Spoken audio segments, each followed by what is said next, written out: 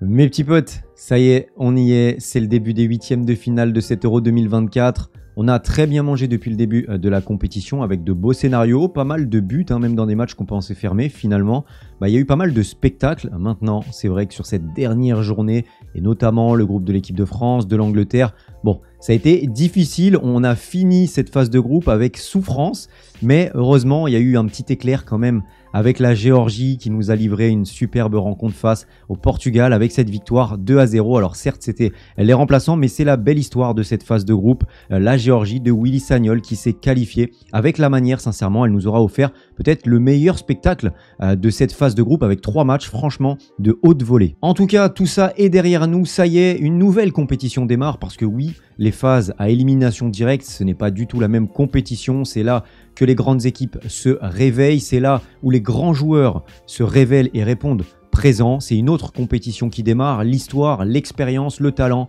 c'est là que tout ça fait la différence. Cette vidéo est comme d'habitude sponsorisée par mon partenaire Unibet qui m'accompagne depuis le début de la compétition et depuis un petit moment maintenant sur la chaîne. Merci beaucoup à eux et surtout merci à vous, merci à tous ceux qui se sont inscrits avec mon lien. Attention, comme d'habitude, c'est strictement réservé aux majeurs. Faites attention aux sommes que vous jouez. Pour ceux qui me suivent sur Instagram, vous voyez mes tickets, c'est pas plus de 10 €. Vous avez jusqu'à 100 € de bonus offerts, mais on en reparlera pendant la vidéo au moment adéquat. En tout cas, comme je disais, merci beaucoup à tous ceux qui se sont inscrits parce que ça me rémunère, je touche une petite commission et ça me permet donc de développer la chaîne. Et vous allez voir, il y a une nouvelle intro qui vous attend.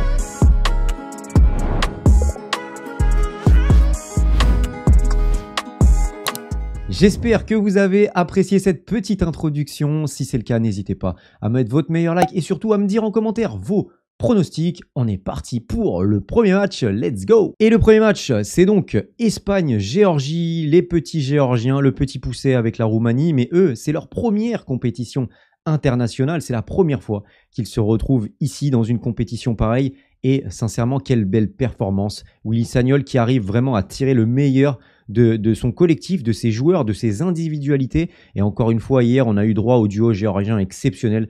Kvaratskhelia, peut-être futur joueur du Paris Saint-Germain, et évidemment le King George Mikotadze, qui, j'espère aussi, restera en Ligue 1 parce que quel magnifique joueur. Naturellement, on parle beaucoup du duo géorgien devant, mais il y a d'autres joueurs qui brillent dans cette sélection, notamment le gardien du FC Valence, Mamardashvili.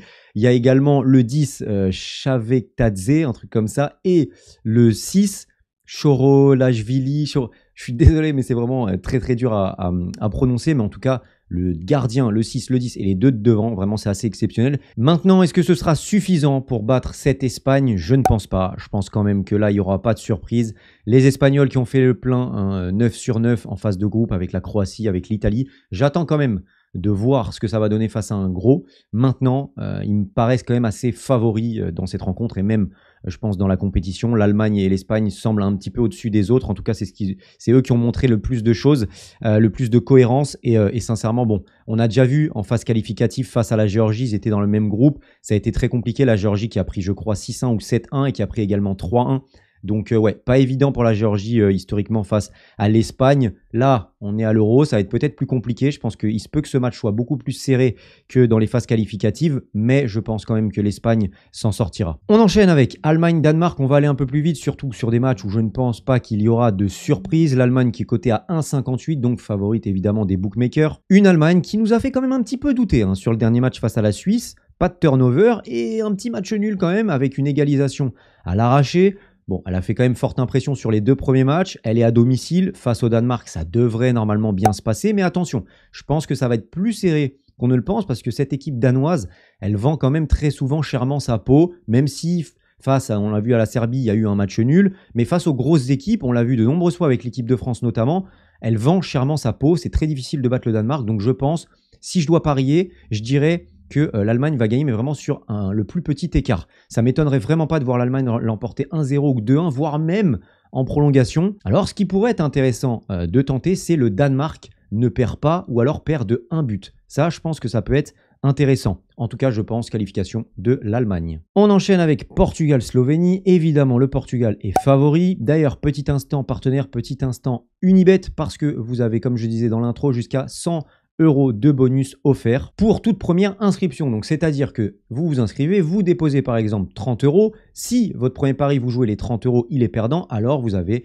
30 € qui sont reversés sur votre compte en pari gratuit. C'est une sorte de deuxième chance. Voilà, donc pour ceux qui ne sont pas inscrits, n'hésitez pas avec le code RECOBA. Évidemment, attention aux sommes que vous jouez. Évidemment, c'est strictement réservé aux majeurs. Et sincèrement, il n'y a pas non plus besoin de jouer pour pimenter la rencontre. On aura déjà de très belles rencontres. Mais en tout cas, merci à ceux qui le feront. Pourquoi j'en parle maintenant? Parce qu'il peut y avoir quand même quelque chose d'intéressant, c'est évidemment le combiné Espagne-Portugal ou bien Allemagne-Portugal. Il y a quand même de belles cotes côté allemand et côté portugais. Combiné, ça peut donner quelque chose d'intéressant. A priori, ça devrait bien se passer pour l'Allemagne et également pour le Portugal. Même si la Slovénie vend chèrement sa peau, pas de défaite dans cet Euro 2024. Il y a une belle muraille derrière, notamment Jan Oblak, mais a priori pour les Portugais, ça devrait le faire. Il y a quand même un bel effectif. Il y a surtout un très beau 11 de départ. Un 11, alors il y a le petit accro vs la Géorgie, mais c'était pas du tout le 11 titulaire, c'était quasiment tous les remplaçants, si ce n'est tous les remplaçants, à part je crois Diogo Costa et Cristiano Ronaldo.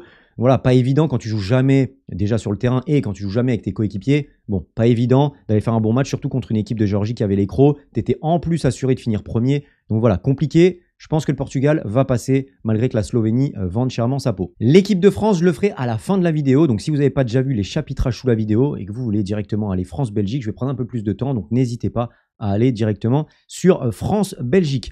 On continue du coup avec Roumanie-Pays-Bas. Est-ce que les Pays-Bas vont tomber dès maintenant? Comme vous le savez, moi les Pays-Bas, je les sens pas du tout. D'ailleurs sur MPP, j'avais mis match nul Autriche-Pays-Bas. Alors je pensais pas non plus que l'Autriche allait l'emporter, mais finalement victoire 3-2.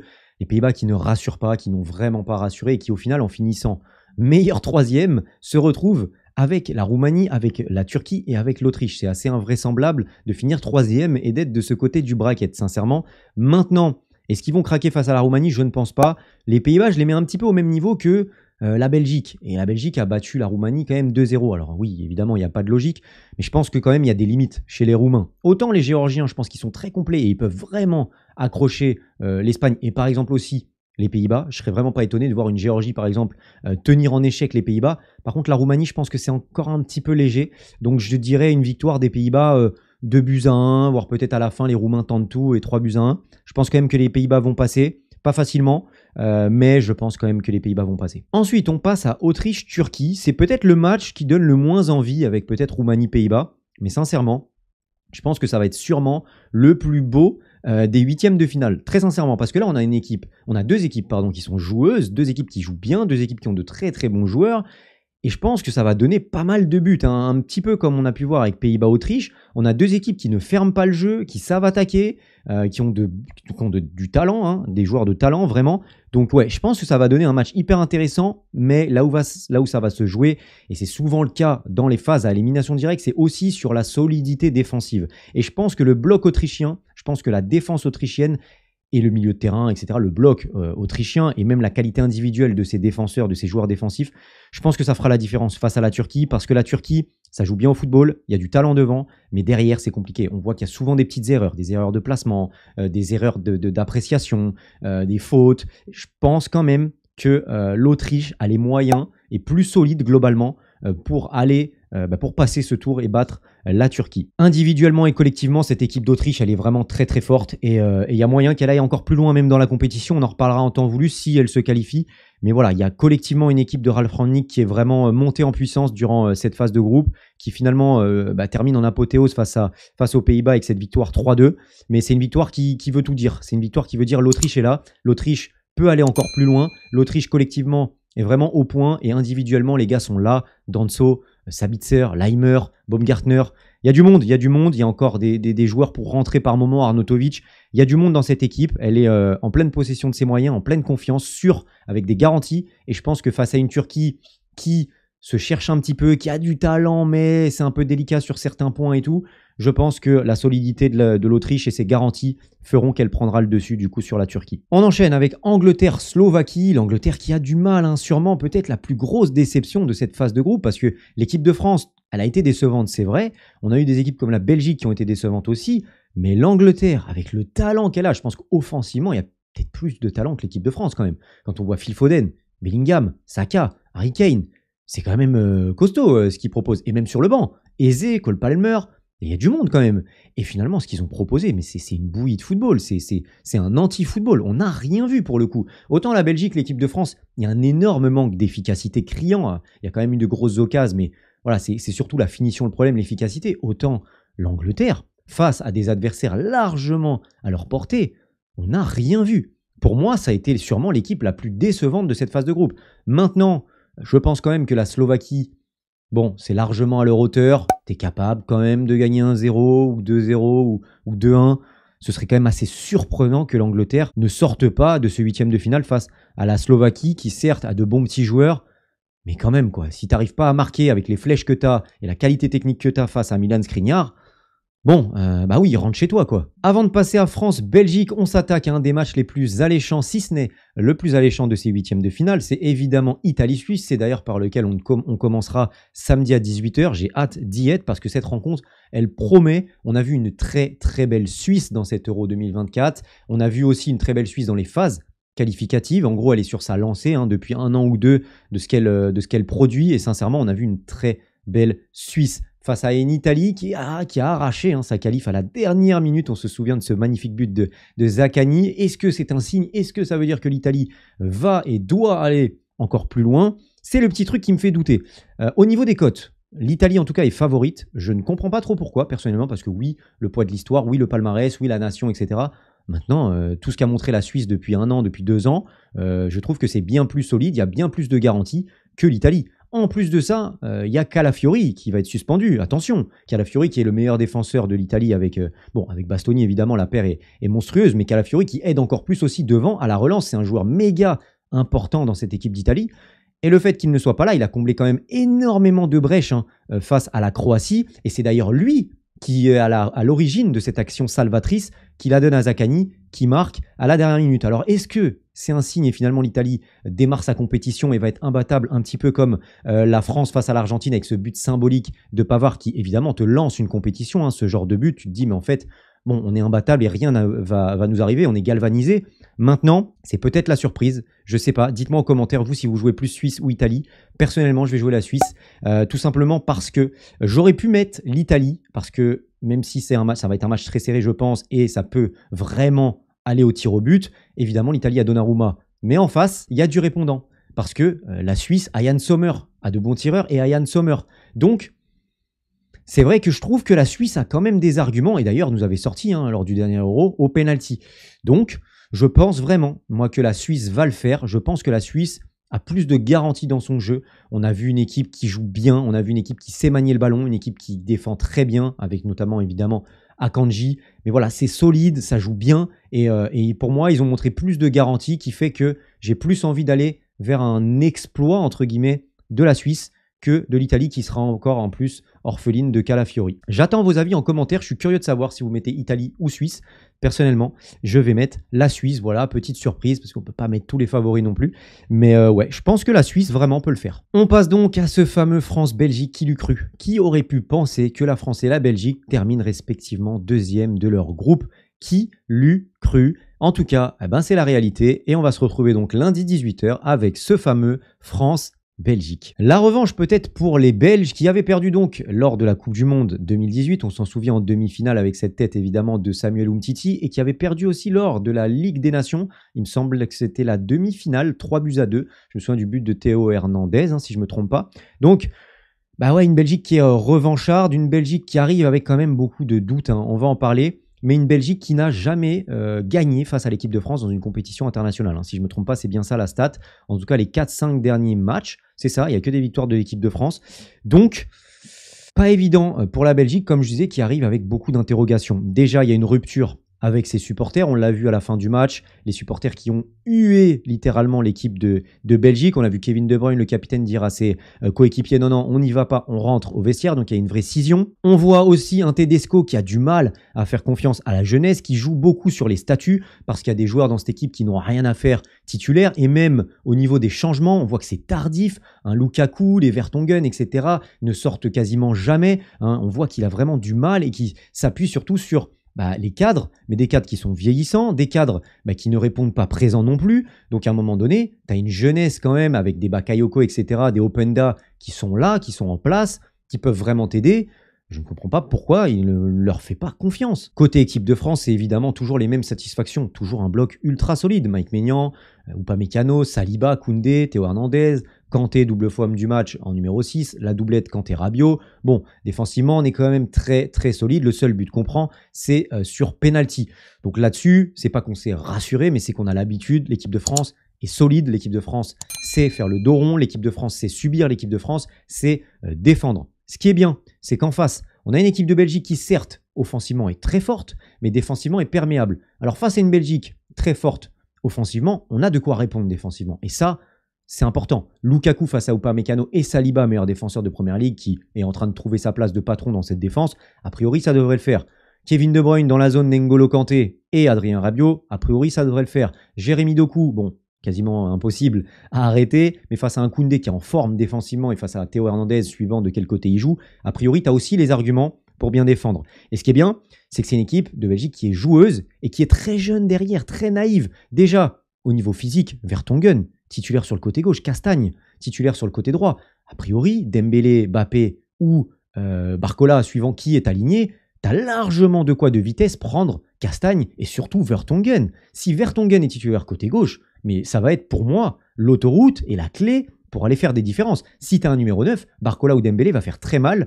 Et si tu as du monde dans la surface, tu as de quoi vraiment te régaler au niveau des centres. En plus de ça, tu as aussi une charnière très jeune. L'importance pour moi, on en reparlera de la compo, mais d'un Olivier Giroud. Parce qu'Olivier Giroud, avec toute l'expérience qu'il a, face à Face et Théâtre, on l'a vu, Théâtre très jeune encore, très peu d'expérience au top niveau. On l'a vu avec Rennes, il y a beaucoup d'errements défensifs. Hein. Rennes qui a pris beaucoup de buts cette saison. Donc c'est sûrement le secteur qui a été vraiment le plus défaillant cette saison. Et Arthur Théâtre est dans cette défense. Donc ça reste des défenseurs assez jeunes, assez peu expérimentés. Et Olivier Giroud peut vraiment se régaler. Ça peut jouer à des détails. Une petite poussette intelligente, une tête qui fait la différence. Et emballer, c'est peser. On en reviendra sur les compositions, mais en plus de ça, c'est une équipe, comme je disais, assez joueuse, assez naïve, et je pense que la Belgique va avoir le ballon, et ça, c'est tout bénef pour l'équipe de France, parce que, notamment avec un Youri Tillmans qui a été intronisé dans ce milieu-là, on a la volonté de manier un peu plus le ballon, de jouer un petit peu plus, parce qu'on l'a vu avec Onana et Mangala, c'est très compliqué, hein. On a vraiment une équipe limite coupée en deux. Et De Bruyne, techniquement au milieu de terrain, il est un peu tout seul, quoi. Et puis s'appuyer sur Lukaku, c'est un petit peu du suicide.